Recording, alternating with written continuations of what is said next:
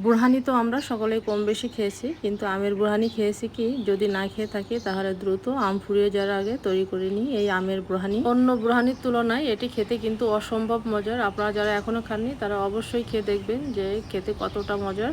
আমের বুরহানি করার জন্য এখানে আমি নিচ্ছি হচ্ছে কাঁচা আর পাকা দুটো আম। এখন এগুলো দিয়ে দেবো। এখন এই আমের ভিতরে দিব হচ্ছে কাঁচামরিচ, আর এটা হচ্ছে পাকা কাঁচামরিচ, মানে যেগুলো পেকে গেছে সেইগুলোই দিয়ে দেবো। ধনিয়া পাতা আর পুদিনা পাতা। এখন দিব হচ্ছে সরিষা, আর এটা হচ্ছে সাদা সরিষা। সাদা সরিষার ভিতরে হয়তো দু একটা কালো সরিষা আছে, মানে সাদা সরিষার ভিতরে তো এরকম থাকেই আর কি। তাই এই সরিষাটা আমি আগে থেকে ধুয়ে ভিজে রাখছিলাম, এটা ফুলে ডাবল হয়ে গেছে। এখন এটা দিয়ে দিব। এখন দিব হচ্ছে মালটা, মানে আম নিচে হচ্ছে 5টা আর মালটা হচ্ছে একটা।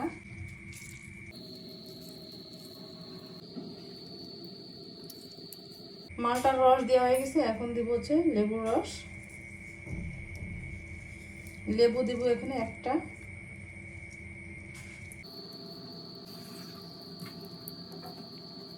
এখন এর ভিতরে দিব হচ্ছে টক দই। দিয়ে দিলাম 1 চামচ টক দই। 1 চামচের থেকে একটু বেশি দেবো, সামান্য। এখন দিব হচ্ছে চিনি,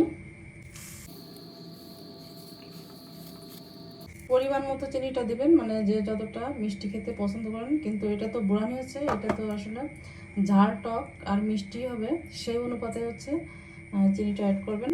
এখন দিব হচ্ছে বিট লবণ। আপনার কাছে যদি বিট লবণ না থাকে তাহলে আপনারা এমনি লবণও দিতে পারেন। এর ভিতরে আমি এমনি লবণও দিব, শুধু যে বিট লবণ দিব তাও না, দিয়ে দিলাম এমনি লবণও, মানে খাওয়ার লবণ এটা। এখন দিব এর ভিতরে পানি, আর দিব হচ্ছে ঠান্ডা পানি। যেহেতু গরমের দিন তাই ঠান্ডা পানিটাই দিচ্ছি, আপনারা এমনি নর্মাল পানিও দিতে পারেন এখানে। এখন এটা ব্লেন্ডার করে নেব।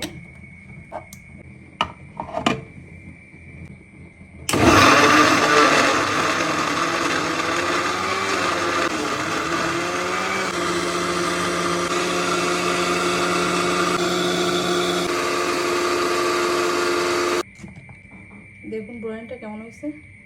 এই দেখুন বুরহানিটা কেমন হয়েছে। এটা খেতে কিন্তু অসম্ভব মজার। আপনারা যারা এখনো খাননি অবশ্যই ট্রাই করে দেখবেন যে কেমন হয়। আমি আশা করি আপনাদের কাছে অনেক বেশি ভালো লাগবে।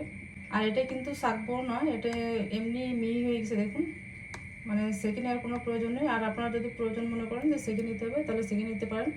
আরেকটা কথা সেটা হচ্ছে কি, যে আমি যখন এটা ব্লেন্ডার করি তখন একবার চেখে আমি দেখছিলাম যে মিষ্টি আর লবণ এগুলো ঠিকঠাক মতো আছে কিনা। তো দেখলাম যে মিষ্টি আর লবণ এই দুটোই হচ্ছে একটু কম আছে। তারপরে আমি এই দুটো জিনিসই আবার অ্যাড করছি, এটা আর আমি দেখাইনি।